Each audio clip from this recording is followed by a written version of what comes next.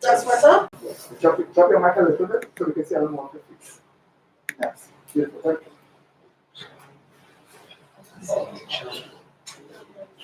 you. It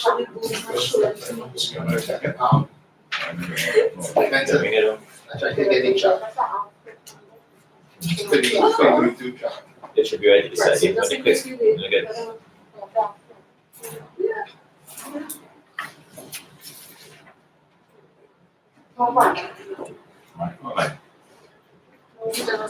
Right. That, yeah. You wouldn't. I don't think it'll be that. You gotta go live first before you get up. So when live, you just say. So you all tell us when you're ready to go. Yeah, mic check first. Mic check. Mic check 1, 2. Good day, colleagues.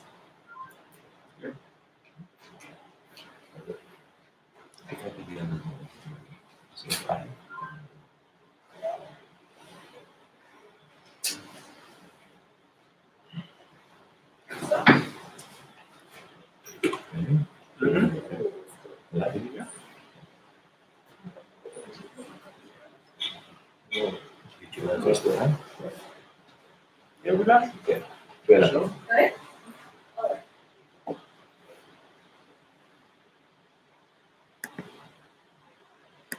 Good afternoon, comrades. Good afternoon, ladies and gentlemen. Good afternoon, Trinidad and Tobago. On behalf of the Trinidad and Tobago Unified Teachers Association, I extend India's greetings and the best wishes to all, hoping that we will remain healthy and safe throughout the year, and wishing all of our educators at all levels a happy new year. This afternoon, we are gathered as tutor, the executive of tutor, for this press conference. And it is merely a culmination of events that have brought us to this point. As you know, we have been engaged in virtual teaching, online teaching since September last year. Some of us even before that. And throughout the process, our educators at different levels have been faced with challenges. As the representative majority union, we have been trying to support our members and collaborate with stakeholders to resolve some of these issues. Unfortunately, tutor is dissatisfied with the approach by some of the stakeholders, namely the Ministry of Education. At our General Council meeting yesterday evening, Monday the 11th of January 2021, the General Council took a decision to have this press conference and to prepare a strongly worded letter to the Ministry of Education, because we are not satisfied that the Minister and the Ministry of Education officials are meeting and treating with tutor. Tutor being the representative majority union for educators, for teachers in Trinidad and Tobago. I want us to bear in mind Section 40 of the Industrial Relations Act, which states basically that employers shall recognize the trade union as the recognized majority union.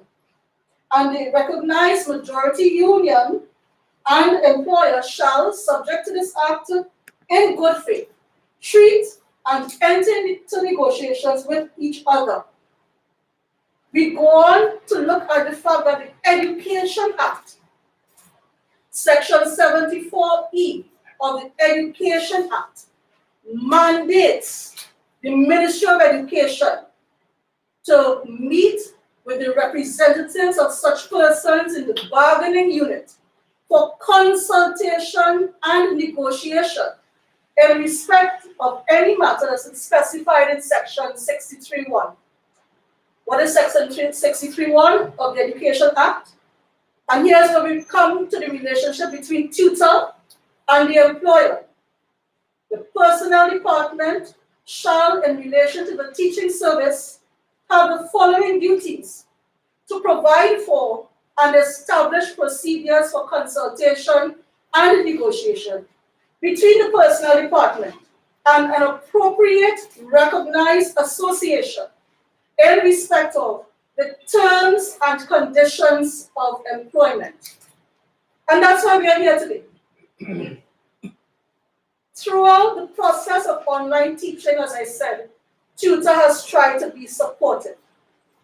But at a meeting held last week, when the Minister of Education indicated to the association that she was going to take a cabinet note, a note to cabinet, stating that they wanted to change the working hours of teachers, albeit to shorten the working day, we had to say no.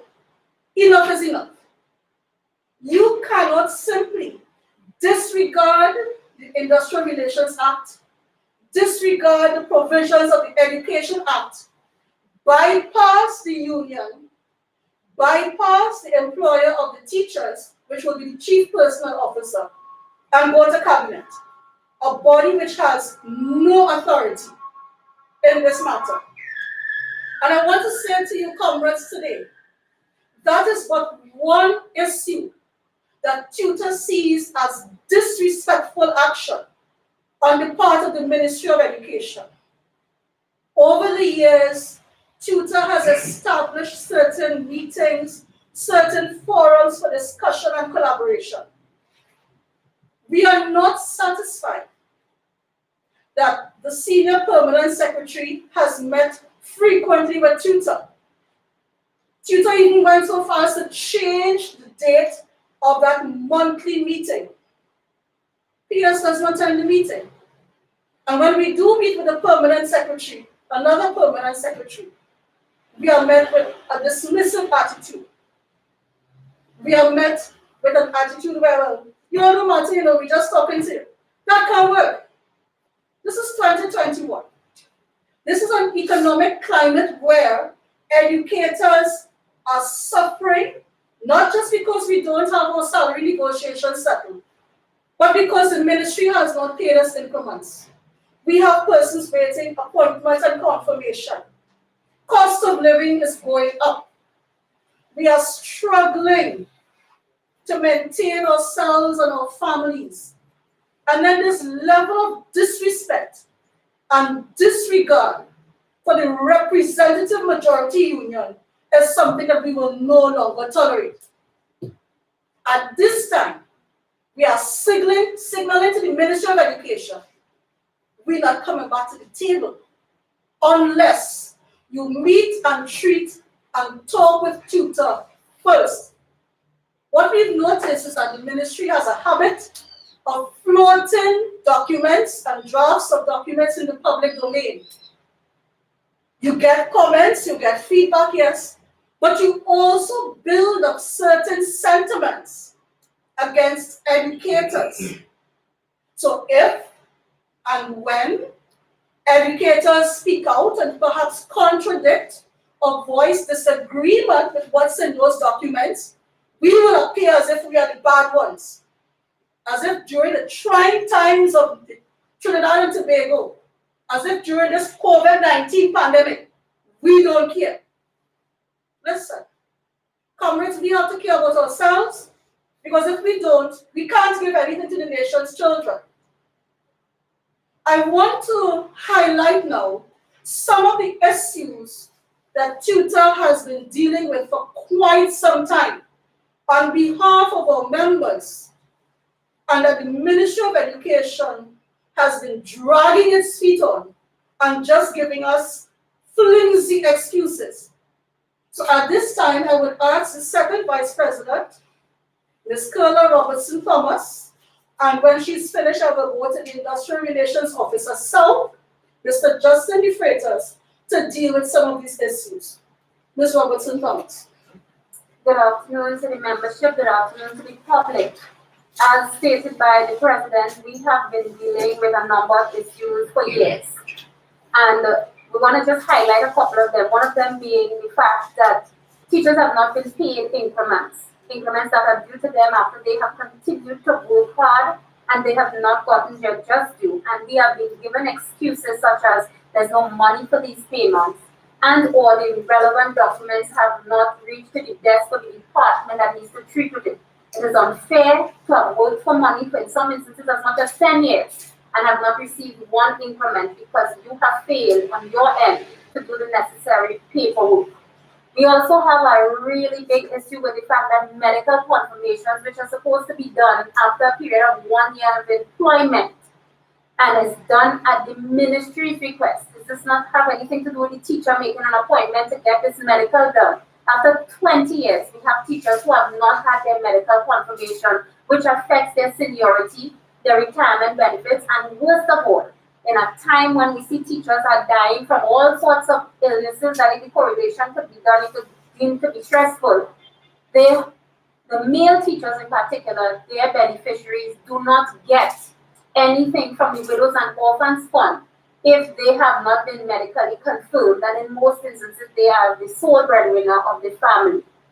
The other issue of the classification of leave, this takes more than a year, and most times an overpayment is made by the employer who has failed to classify the leave when all documents are submitted by the members. When there's an overpayment, the member fails to be able to make a claim of NIS because there are statutes at the time that these claims can be made.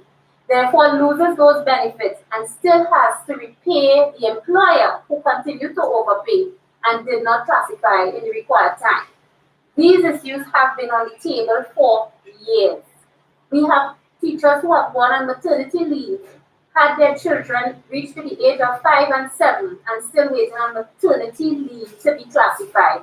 And worst cases when we have injuries on the job and when we speak about extensive sick leave. These are things that we think that the ministry needs to prioritize so that our members get some comfort in at least having these things treated with fairly while they await proper salary negotiations and other things to be dealt with within the service.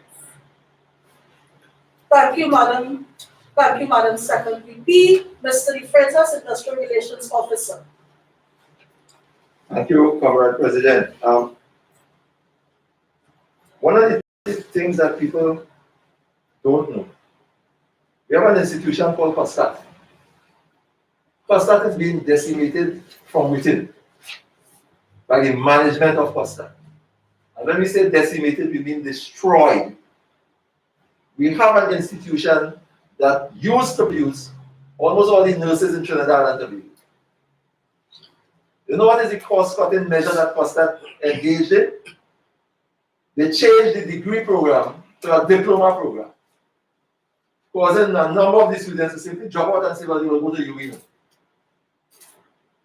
But that is the lifeblood of COSTAT at this time. Then we have the uncertainty of employment.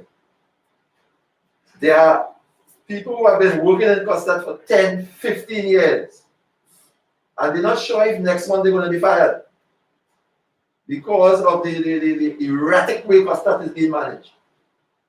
They're not sure. COSTAT has engaged in a process of identifying persons to work from home.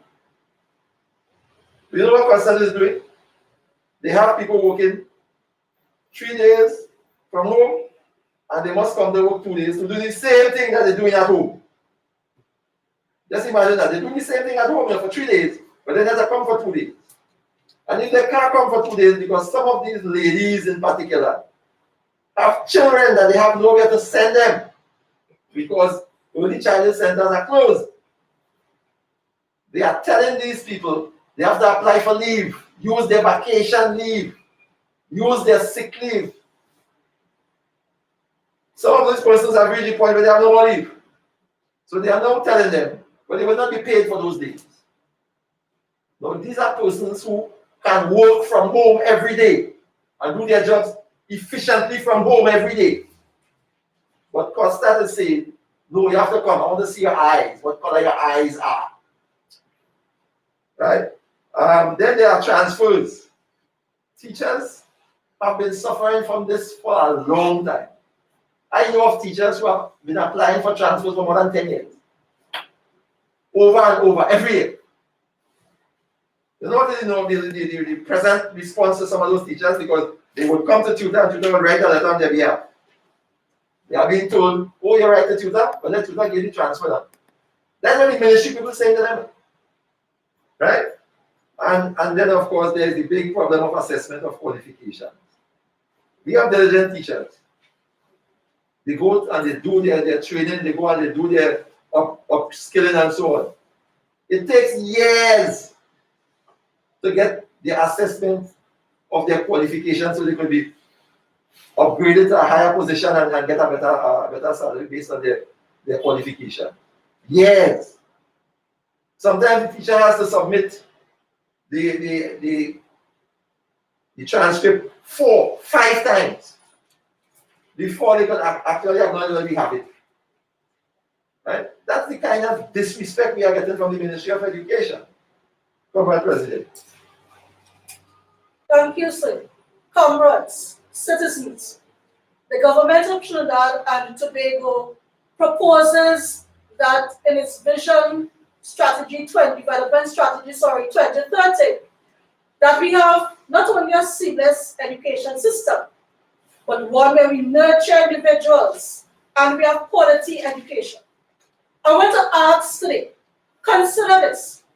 How can we have a seamless education system and quality education when our teachers at the ECCE level are not considered teachers? When they are not considered as part of the education system? And tutor has repeatedly appealed to different ministers of education, make the simple legislative change, take it to cabinet, have these persons brought on to the system, let them be appreciated and treated as teachers. If we don't start the appreciation and the recognition at that level for those educators, what do you expect to happen? And then, of course, as we look at the educators who are professionalizing themselves, who are upskilling themselves, they go into their teacher training programs. At present, be it at the University of Trinidad and Tobago, USC, UWI, Roy Tech. And after they've gone through those processes of training and professional development, and they graduate, we have persons who graduated and are waiting for as long as 10 years for upgrade to permanent positions in the teaching service and for the necessary compensation. So, comrades, this is not only about money. This is about understanding that as Trinidad and Tobago, we need to invest in our education system. Not just give education the biggest slice of the budgetary allocation and say we are fixing X number of schools and building X number of ECCE centers. But our human resource capital, our educators, they are hurting. And the Ministry of Education is continuing to disregard and disrespect. So I want to say today, as officers of tutor, we want to signal today to our teachers at the ECCE level, our teachers at the primary and secondary level, our tertiary educators, our members in school supervision, our members who are curriculum officers, school social workers, special educators, guidance officers, and of course, our principals, who are not getting caught in the trap of divide and rule strategy. Tutor, as the representative majority union, is here to seek the interest of everybody. There's only one union. That's tutor. And if the Ministry of Education and the state want to talk about terms and conditions of teachers, come to tutor. Meet with us one-on-one. Have bilateral discussions. We are hearing talk that teachers are supposed to return to school come February, the examination classes. Who knows? Enough is enough. We cannot take anymore. We will not take anymore. What is left to be said now? There will always be those in the public domain who disagree with teachers when they take the stance. Society is built on the back of teachers. And our educators have gone above and beyond. It is time we stand up for ourselves. And this is what we intend to do. So teachers, have no fear. Enough is enough. You will know what we have to do. I want to end here by saying the press conference is just the start. The General Secretary has a nice letter for the Minister of Education, which we will share. Because we need to let our sentiments be recorded as we go forward with our different courses of action. Comrades, thank you for listening. Spread the word. Tutor is coming. Tutor is ready. Enough is enough. Enough is enough. We will take a few questions. I will ask the first Vice President, Mr. Seals, just to share some of the questions. We may not be able to respond to all because this is just the start. And we will offer some responses and some clarity.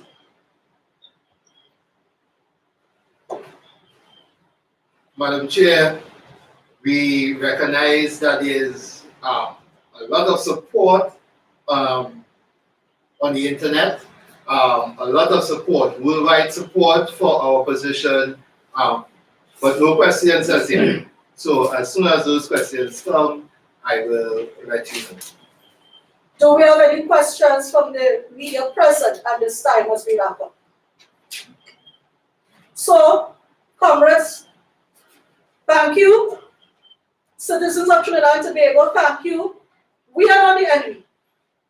We are the ones helping to build Trinidad and Tobago, make our country better. But we can only do that if we are strong, if we are empowered, and if we are healthy. So teachers, I say, to your tutor, be true. Thank you, ladies and gentlemen.